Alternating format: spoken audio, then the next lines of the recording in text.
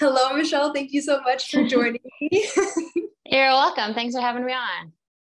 So I have been eating nothing but beef, salt, and water for the last few weeks, and I keep hearing that I should be eating carbs, especially since I work out a lot. So I'm feeling great, but do I need to add in some carbs to my diet?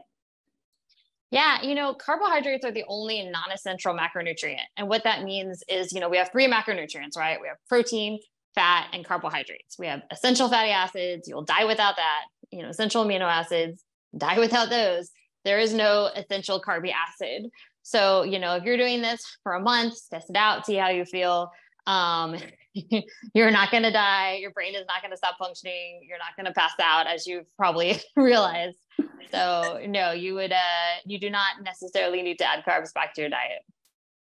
So a lot of people who are active, though, do add in carbs to their diet. At what point, what's the threshold? Is it different for everyone, or what level of activity do you have to start adding in carbs to get extra energy?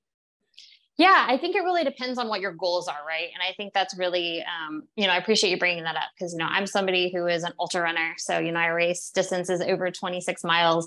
And so I absolutely have carbohydrates, and I'm certainly not anti-carbohydrate. I think most people can tolerate small amounts of carbohydrates, the key being like small, right? So when it comes to exercise, I think you need to ask like one, am I metabolically healthy? We know statistically only 7% of our population is metabolically healthy, meaning, if you're obese, if you have type 2 diabetes, if you have high blood pressure, you're probably better off going through your exercise with, minimal amounts of carbohydrates. You don't need to be going to the gym, slamming a Gatorade, or whatever, if you're only working out 30 or 40 minutes. So, but if you get to a point, once again, you're metabolically healthy, your specific goal is like, look, I want to either gain weight, I want to get stronger, I want to run faster, then you will likely see some benefit when you're utilizing carbohydrates. And how does someone know if they are metabolically healthy or not? Yeah, we have a lot of like lab tests that are pretty useful in that. When I'm looking like, is somebody metabolically healthy, I want to see like, what are your triglycerides? What is your blood sugar, your blood glucose? Also, what is your A1C? That's your blood sugar over time. Because sometimes if we just look at a snapshot, maybe your blood sugar is great, but maybe it's high a lot of the time or low a lot of the time. How do you feel during the day? So some of this is actually subjective, right? Like, you should not be going through your day feeling hungry every 2 hours or 3 hours. You should not be feeling like you need to take a nap at 10 a.m. or 2 p.m. Your sleep should be good. General moods should be good. Your sexual libido should be good. If any of those are kind of off, then that's something that I would want to look at your overall metabolic health. And if those are off, then that would be when you would not recommend carbs. Yeah, or at least keeping your carbohydrates low. Most people in the United States, and I know you're across the way, but I guess most of the world now consumes between 300 and 500 grams of carbohydrates every single day.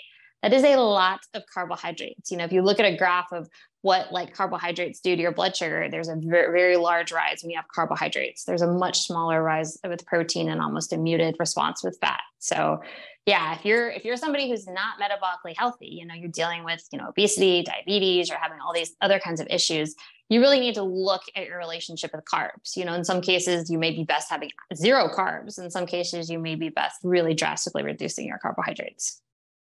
And so I've been running on fat or fueled by fat, whatever you want to call it. I don't know the technical terms, but my energy has been coming from the fat I'm eating.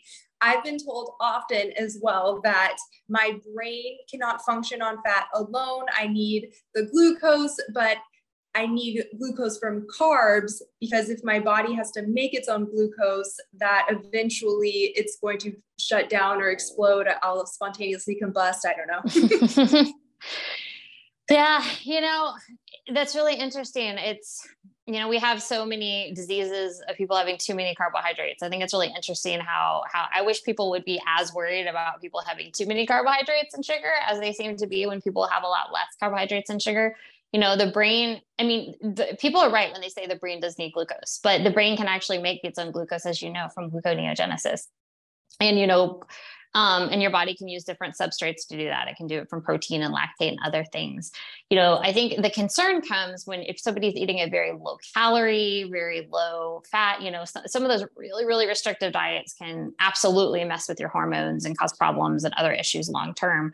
But, you know, as a lot of people follow ketogenic or very high fat, extremely carbohydrate restricted diets for lifetime. You know, certainly if they have like seizure disorders or, you know, other issues and do just fine. You know, there are a lot of people will kind of cycle through carbohydrates and, you know, eat seasonally, and that tends to be just fine as well. So I think there's a little bit of personal and like kind of nuance to it. But as far as like, is your brain going to stop working? You know, I always tell people when you get, you know, when you start hearing this stuff, you just need to take a step back and look at like evolution. Like humans evolved eating meat and fat. You know, plants that were around during the times of evolution were very small, had almost no carbohydrates or sugar, and were really eaten, you know, more as like fillers. You know, we really, the human body and brain is designed to use, you know, amino acids and fat, specifically saturated fat, very well. So, and from our conversation, sounds like your brain is functioning just fine. So, yes, I can still hold the conversation. Thank goodness. So. What type of carbohydrates, though, do you recommend if people are metabolically healthy, highly active, and need that little bit of energy boost? Are you recommending Pop-Tarts? Are you recommending fruit? What should they do? Yeah, you know, when it comes to carbohydrates, I really want people to do, you know, especially with like people that are really active, you know, I think, I mean, whole foods is always best, right? Like, you know, it to me, I think it's really silly when people are, you know, recommending cookies and granola bars and Pop-Tarts. You know, most people, those foods are just really not great. You know, they're very highly processed, have lots of flours and sugars. We know they cause a lot of blood sugar spikes and crashes. And you'll get the argument, people like, oh, I eat those and I'm fine. That's like, that's great. Once again, we have a population that's still pretty metabolically unhealthy. And if you're an athlete, you know, do you want to be putting something potentially super inflammatory in your body all the time? Like, I don't think that's a great idea.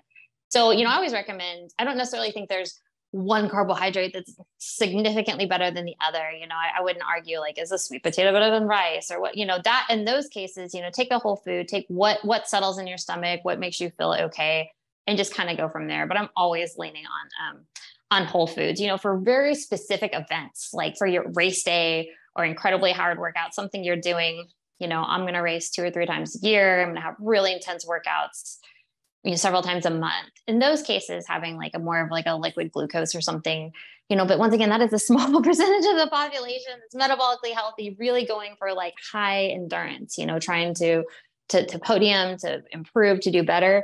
That's when I would say like, yeah, you know, having like a glucose or sugar-based substance is probably fine. But for most people, you know, stay with whole foods. Don't stress too much about it. So why do you think that society and medical system and a lot of nutritionists still do recommend high carb diets at this point, even though we know, do we know, does everyone know? Why doesn't everyone know carbs aren't essential, I guess?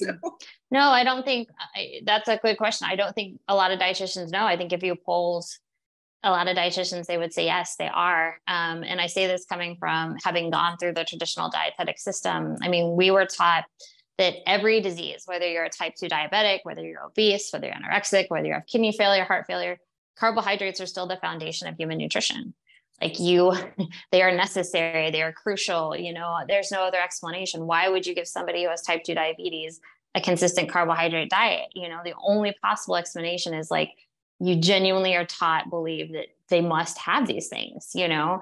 So why do we continue to teach this? And I often on my runs ponder this. I'm like, we've been doing this, you know, since, you know, I had health issues. I was really sick as a young person at the age of 12. When I went through the internship at 25, I'll be 40 in a few months. We continue to do the same thing, literally the definition of insanity, right? We continue to provide the same advice that doesn't work and expect the American public to magically lose weight. So there's a couple of things specifically, I think, with dietitians that are kind of working against them. one is, once again, their entire education is the governing board of all dietitians, the Academy of Nutrition, is heavily sponsored by processed foods. And I've known that, like, we've known that that's not news to any dietitian, but it just recently came out that they're not only sponsored by processed foods, they're also investing all of the membership fees and that into processed food stocks. I mean, I feel like that's the definition of conflict of interest. And unfortunately, you have just this health system that, you can't really heal people and you can't like kill people. So it's like everyone kind of has to perpetually work together. And I think we really, as a society, have not wrapped our heads around, embraced, really taken in the truth that sugar and flour are highly addictive substances, and they can be for many people. Some people can eat some and are totally fine. A lot of people cannot stop eating them. They override your body and brain's ability to stop. And, I think it's interesting. I was actually wondering, maybe for one of my next videos, what if you went into a hospital system with a big thing of donuts and said, hey, I'm bringing this for the nurses. And they would say, oh, sure, great. And said, but before I bring that in, do you mind if I smoke? Because now we have evidence that cigarette smoke now kills less people than obesity. So, but I tell you what, the security will escort you off the property if you try to smoke. I guarantee you, in any hospital, but they'll welcome you with sugary foods. There's a vending machine in every, so there's this cognitive dissonance too, I think a lot of dietitians, I talked to a dietitian that retired, when I was practicing in Boulder, Colorado. She'd been practicing for over 25 years. And I thought about her a lot. I was like, she would have to admit that her entire career, she had been giving people bad advice that could genuinely cause illness, cause death. Like, that's a really hard thing to admit. Like, I don't like admitting that. I don't like it. I gave people terrible advice. I was taught terrible advice. I passed on terrible advice, but it's like, once you can't keep doing that. And it would be one thing if we didn't have the trials. We have a lot of clinical trials, and any dietitian that says keto is a fad, like, honestly, you need to stop being lazy. Like, if you work in any hospital system or you're in school, you have access to Google Scholar. Like, put keto and put healthy, put blood sugar, put mental. We have lots of research articles on ketogenic diets and Alzheimer's and mental illnesses. And we're going to have one on bipolar disorder soon, tons on blood sugar regulation. So I don't know. I mean, all I know is that when you're in a system and you're doing the same thing every day, it's very hard to break away from the system. It really takes, honestly, in my case, like a serious health crisis. But it is really hurtful and sad. And I just want to tear my hair out when I see dietitians talking about how much cookies they eat and all this other nonsense.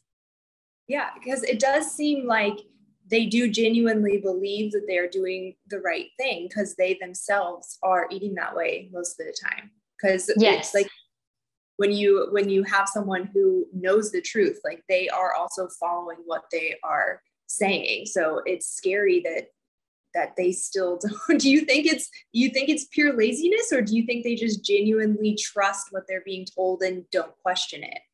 I think they trust what they're being told and don't question it. And I also think there's an element of a lot of dietitians, especially if you're newer, stereotypically you're young, you're, female, you might be relatively lean, and you're like, well, I can eat this way and I'm fine. Like, what's wrong with everybody else? I also think that, what the sponsors of the Academy of Nutrition have really bought is honestly, it's pretty brilliant. It's pretty horrible. But the idea of moderation, because nobody, I've been, I was in the clinic for 11 years. Like, no dietitian would ever go in a patient room and be like, hey, do you like Coke? You should have a Coca-Cola. Or, hey, do you like Sara Lee cake? And it was this Frito-Lay that sponsors.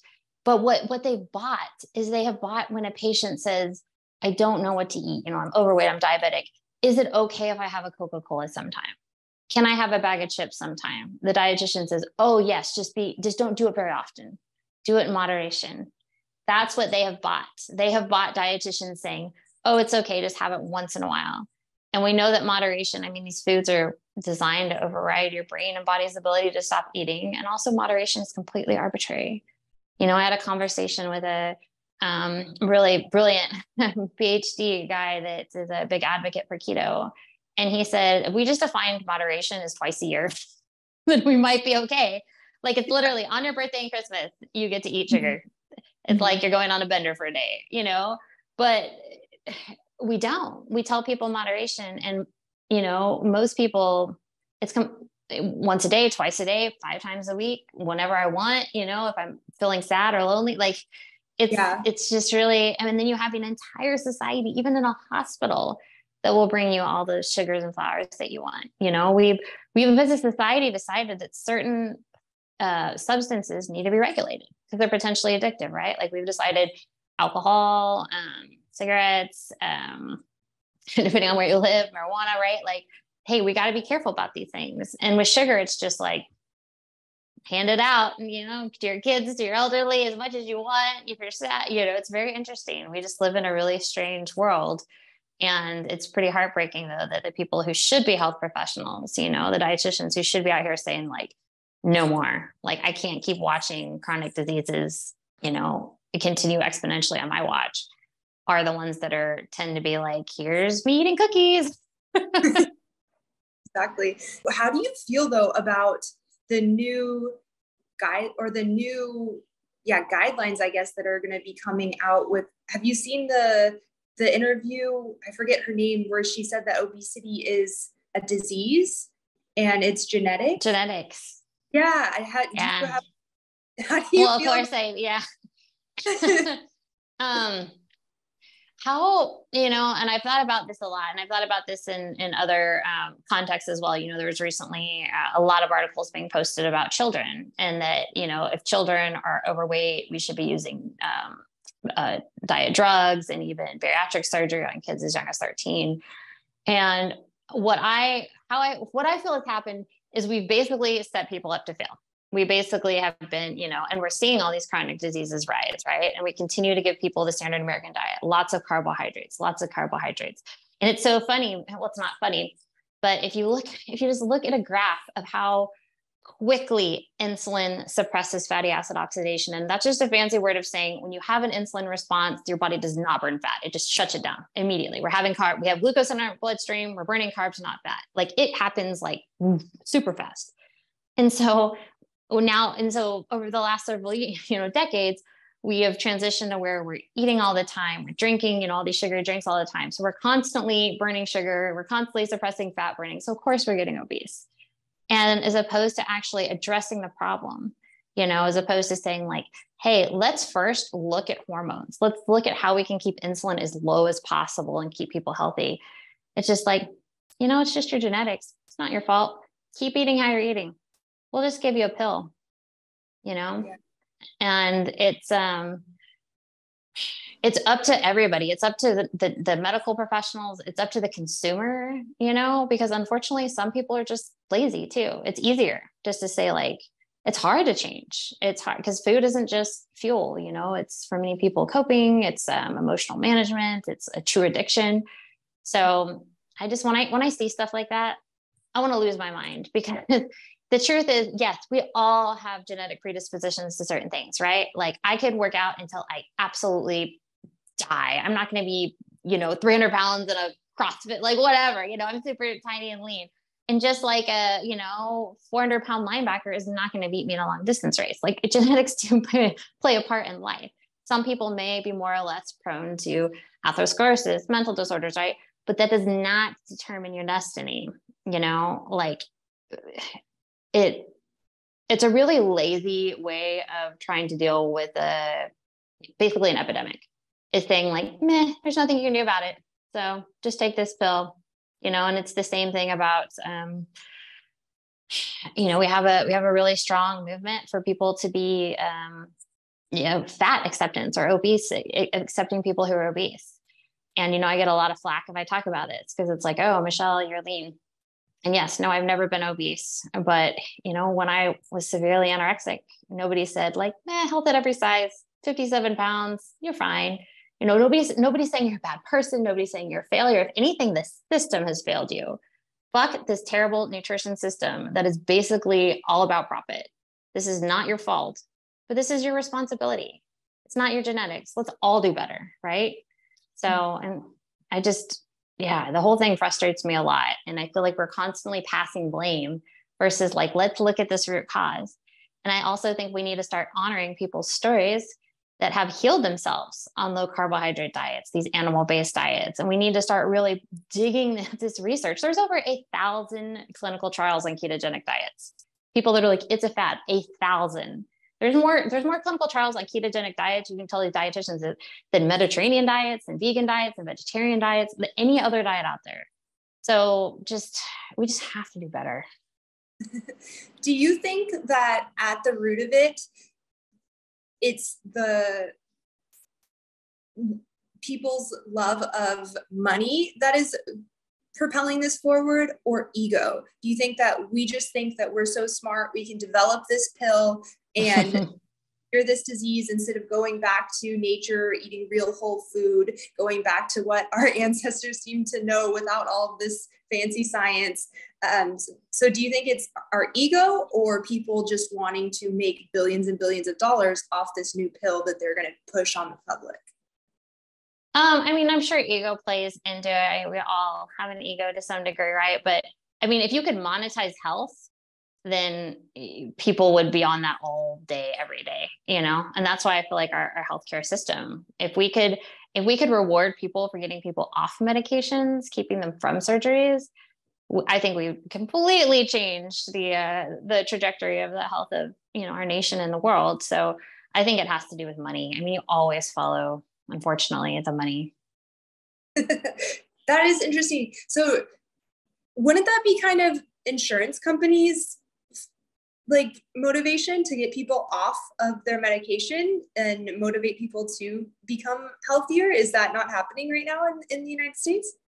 What's really interesting is Virta Healthcare, which Dr. Steve Finney has started. It's several years in the making now, and they do low carb, ketogenic coaching, all this stuff. They actually, how he has approached it, it's fascinating, because I was like, how are you getting insurances to pay for it? Because insurance will pay for people to do this. Is they will go to the insurance companies of people with type 2 diabetes and say, we guarantee we'll save you money. Mm-hmm. That's it, and they do, because people are getting off insulin and people aren't having to go to the hospital and people aren't getting infections. So you're right. So this is like, is there a way to potentially monetize this? Like, can we do this? Absolutely. So is it happening on as large a scale as I'd like to see? Absolutely not. Clearly we still have people that are really sick. So yeah, I mean, if anybody should lead the way, you can put out a message to all medical insurance companies, get your patients to eat less crap. That'll help. Yeah. And so to end it, where can people find you, reach you? I know, do you want to talk a little bit about the program that you are doing where you get food donations and things like that? Yeah, I appreciate that. Absolutely. So I started a program called the Protein Project, and the goal is just, I feel people who are dealing with food insecurity, they often are the people that are just getting the lowest quality food, and I also feel like people who are, don't have a lot of income, they're the people that are often targeted by processed foods. So my goal was just to get protein to people in need. And protein, I'm not talking, peanut butter, like high quality animal-based protein. And so, one, I'm encouraging everybody out there, contact your local food pantry. I guarantee you they will be very happy to get protein donations. A lot of food pantries, the one that I'm working with, can actually take, frozen meat. They can take real, we're doing beefs and steaks and things from a local farmer. If they aren't able to do that, they can absolutely do canned tuna, canned chicken, canned oysters, things that are really nutrient dense for people. So, and then, and if I have to give you the link, but GoFundMe, the Protein Project, and every dollar just goes back into their buying ground beef, buying steaks, buying things for people in need. Awesome. And I'll be sure to get that link from you and link it below. And then where else can people find you and buy your book too, if they're interested? Oh, thank you. Yeah. So I am most active on Instagram at Run, Eat, Meet, Repeat. And I have a website, thedietitiansdilemma.net. My book is The Dietitian's Dilemma. What do you do when your health is restored by the opposite of everything you were taught? That's on Amazon. We've got a paperback, an ebook, and an Audible. And I'm also on Twitter at Michelle Hurn RD. Okay. Well, and the book is amazing. I read it. I love it. Thank you. The beginning, I was just sobbing. But thank you again for joining me and answering all my questions. It was a pleasure talking with you. You as well. Thanks so much.